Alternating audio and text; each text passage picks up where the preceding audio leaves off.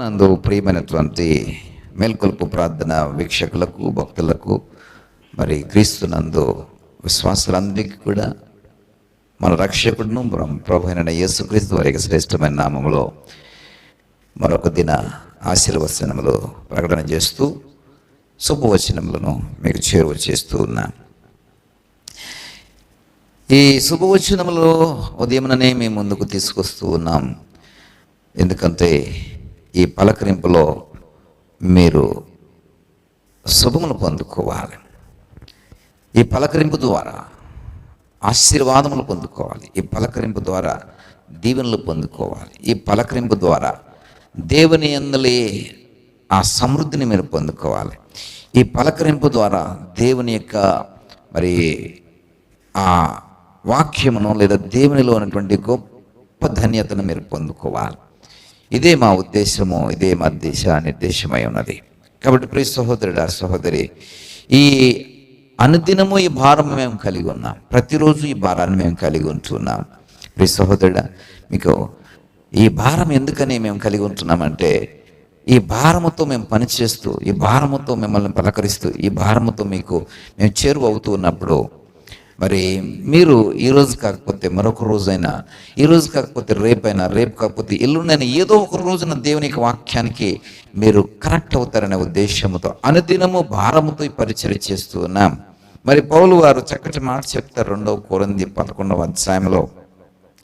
మరి ఆ మాట యొక్క సారాంశాన్ని మనం ఒకసారి గమనించినట్లయితే 2 కొరింథీ 11వ అధ్యాయం 28వ వచనములు అంటాడు ఏమిటంటే, ఇవి యుగాక సంఘములన్నిటిని గురించిన చింతయు గలదు, ఈ భారము దినదినము మాకు కలుగుచున్నది. సంఘముల గురించినటువంటి చింత మాకు ఉన్నది. ఈ చింత లేదా ఈ చింతని ఇక్కడ పౌలు వారు భారముగా సంబోధించారు. అంటే చింత అంటే ఒక విధమైనటువంటి బెంగ, చింత అంటే ఒక విధమైనటువంటి లోటు, చింత అంటే ఒక విధంగా చూస్తే గనక మనము ఏమంటారంటే, ఏదో నీకు పరిస్థితి ఎలాగైపోతుంది అనేటువంటి చింతే నాకు ఉందిరా అని అంటుంటారు. పెద్ద కొడుకు అలాగైపోతున్నాడని చింత, లేదా చిన్న కూతురు ఇలాగైపోతుందని చింత, లేదా భర్త అలా తాగేసి వస్తున్నాడు అనేటువంటి చింత. ఎందుకంటే ఆ పరిస్థితులు బాగోలేనప్పుడే ఈ చింత అనేటువంటి పదము లేదా చింత అనేటువంటి ఆ యొక్క ఫీలింగ్ మనకు కలుగుతూ ఉంటుంటుంది. మరి పౌలు వారికి ఈ చింత ఎవరి గురించి కలుగుతుందంటే సంఘము గురించి కలుగుతాం. ఆ చింత నాకు కూడా మరి హోలీవే యొక్క సంఘము గురించి చింత, సంఘస్థుల కొరకు చింత, ఈ వాక్యం వింటున్న వారి కొరకు చింత, ఈ వాక్యమును గమనిస్తున్న వారి కొరకు చింత. ఎందుకంటే చాలామంది జీవితాల్లో వాక్యము వింటున్నారు కానీ దాని యొక్క ఫలమును చూడలేకపోతున్నారు.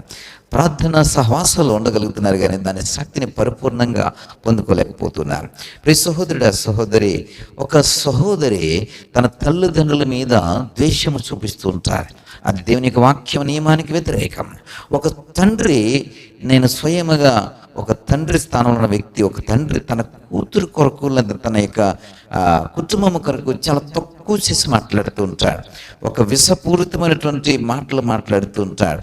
ఎందుకనంటే ఈ వ్యక్తికి ఉన్నటువంటి ఉద్దేశం ఏమిటంటే, తమ కుటుంబీకులైనా సరే తను ఏం చేస్తాడంటే అవసరమైతే వారి మీద విషము జమ్ముతాడు, వారి మీద అవసరమైతే తక్కువ చేసి మాట్లాడుతాడు. దాని ద్వారా ఇతడు ప్రయోజనం పొందుకోవాలని, ఇతడు తన ద్వారా మేలు పొందుకోవాలని. ఎలా మేలండి అంటే, ఈ ఎదుటి వ్యక్తుల దగ్గర నుండి పొందుకోవడానికి అవసరమైతే ఎలాంటి వారినైనా సరే ఇతడు ఏం చేస్తూ ఉంటాడంటే బ్లేమ్ చేస్తూ ఉంటాడు. ఇలాంటి తండ్రులను నేను చూశాను, ఇలాంటి మనుషులను నేను చూశాను. ఎందుకంటే వాక్యంకి వస్తూ ఉంటారు కానీ వాక్యం యొక్క ఫలము వాళ్ళకు కనబడదు. వాక్యం యొక్క ఫలం వాళ్ళకి ఇలాంటి బిడ్డలని నేను చూశాను. తల్లిదండ్రులను ఆదరించలేనటువంటి బిడ్డలని చూశాను. నలుగురికి కనబడడం కోసము కౌగిలించుకుని ఆ ప్రేమ ఒలగపోసినట్టుగా కనబడుతుంటారు కానీ వారిని చేరదీసి ఒక గుప్పుడు అన్నం పెట్టలేనటువంటి బిడ్డలని అంటే కొడుకులను కూతుర్లను నేను చూశాను. ఇది వాక్యపు ఫలింపు లేని వారి యొక్క నడవడిక, వాక్యపు ఫలింపు లేనటువంటి వారి యొక్క జీవితంలో కనబడేటువంటి ఒక విధమైనటువంటి లోతు. దీన్ని బట్టి ఒక సేవకుడు చింతిస్తూ ఉంటాడు ఏంటంటే, వీరికి వాక్యము ఎలా చెప్పాలని చింతిస్తూ ఉంటాడు. ఆ ఒక్క వ్యక్తి కొరకే కాదు ప్రియ సహోదరుడా, సంఘంలో ఉన్న ప్రతి ఒక్క బిడ్డ కొరకే ఈ చింత ఉంటుంది. ఇది ఏ ఒక్కరోజు కోసం, ఏ ఒక్కరోజు మాకు ఈ చింత కాదు, అనుదినమో ఇది మాకు భారముగా. ఏంటి ఈ చింత అనేది మా భుజాల మీద ఒక భారం. కాబట్టి ఆ చింతను బట్టి మేము భారమును తీసుకొని ఆ భారము కొలిది ఏం చేస్తుంటామంటే ఏదో ఒక రకంగా మీలో వాక్యమునకు తగినటువంటి పరిపూర్ణత రావాలని, వాక్యముకు తగినటువంటి పరిపక్వత రావాలని, వాక్యముకు తగినటువంటి నడవడిక పరివర్తన మీలోకి రావాలని ప్రయాసపడుతూ ఉంటాం. దానికోసమే భారంతో పని చేస్తుంటాం, అనుదినము పని చేస్తుంటాం, అనుదినము కష్టపడతాం, అనుదినము ప్రకటన చేస్తుంటాం, అనుదినము ప్రయాసపడుతున్నాం. ప్రియ సహోదరుడా, మీకోసమే చింత, మీకోసమే చింత. ప్రియ సహోదరుడా, సహోదరి, కొంచెం మనసు పెట్టగలిగితే నీ జీవితం మారుతుంది అద్భుతంగా. కొంచెము నీ నడవడిక మార్చుకోగలిగితే నీ జీవితమే చాలా ఆనందంగా మార్చబడుతుంది. కొంచెము నీకున్నటువంటి చెడు లేదా ఒక అసహ్యకరమైనటువంటి ఆ గుణలక్షణాలని కొంచెం విడిచిపెట్టగలిగితే చాలు, నీది జీవితము అందమైన జీవితం అని నువ్వు ఎరగగలుగుతావు. ఆ కొంచెము బుద్ధిహీనత మరేం చేస్తుందండి, తన యొక్క స్థితి అంతటిని కూడా పాడు చేస్తుందని. త్రాసులో కొంచెము బుద్ధిహీనత మనల్ని తేలిపోయేటట్టు చేస్తూ ఉంటుంది.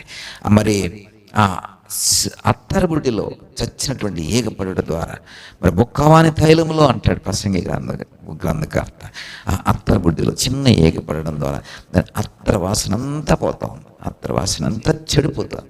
నిజానికి నువ్వు చక్కటి సువాసన మీద జల్లే పరిమళ తైలమే, కానీ ఏమి లాభం?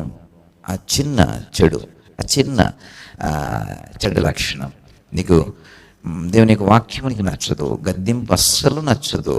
మరి నీకు వివరించే ప్రయత్నం చేస్తే దాని కొరకు చెవి పెట్టవు, మనసు పెట్టవు. ఇంకెప్పుడు మారుతావు అమ్మా, ఇంకెప్పుడు మారుతావు అయ్యా? ఒకసారి నీకోసమే నువ్వు ఆలోచించు, నీకోసము నీ బ్రతుకు కోసం ఒకసారి ఆలోచించు. దేవుడు నీ జీవితాన్ని అద్భుతంగా మార్చగలడు. మీకోసం మేము చింతపడుతున్నాం కదా, మీకోసం మీకు చింత లేదా? మీకోసం మేము భారం కలిగి ఉన్నాం కదా, మీకోసం మీకు భారం లేదా? మీకోసం మీకు బాధ్యత లేదా? మీ జీవితాల గురించి మీకు రెస్పాన్సిబిలిటీ లేదా? ప్రియ సహోదరుడా, నేను ఏదైతే భారం మీ కొరకే కలిగి ఉన్నానో అదే భారం మీ కొరకు మీరు కలిగి ఉండండి. దేవుడు అద్భుతంగా మీ జీవితాన్ని మార్చబోతున్నాడు. ఏకీభవించగలిగితే చిన్న ప్రార్థన చేస్తా. దగ్గర తండ్రి, కృపగలిగిన దేవా, జ్ఞాపకం చేసుకోండి బాబు. మా జీవితాల గురించి మేము భారం కలిగి ఉండాలి, మా బ్రతుకుల కోసం మేము చింత కలిగి ఉండాలి. అటువంటి చింత, అటువంటి భారము మేము కలిగి మా జీవితాలను మార్చుకునే కృప మాకు దయచేయండి. ఇప్పుడే ఆ చిన్న చెడుని, ఇప్పుడే ఆ చెడు లక్షణాన్ని, నా క్యారెక్టర్ని, నా వ్యక్తిత్వాన్ని చంపేటటువంటి ఆ గుణలక్షణాలని నేను ఇప్పుడే దూరం చేసుకుంటానని ఎందరైతే ఒక తీర్మానం చేసుకుంటున్నారో వాళ్ళందరినీ ఇప్పుడే దర్శించి వారి జీవితాల్లో అద్భుతమైన కార్యము, మేలైన కార్యము చేయమని నా ప్రభువును, ప్రియరక్షకుడైన యేసు నామమున బట్టి అడిగి పెట్టుకుంటున్నాం తండ్రి. ఆమేన్.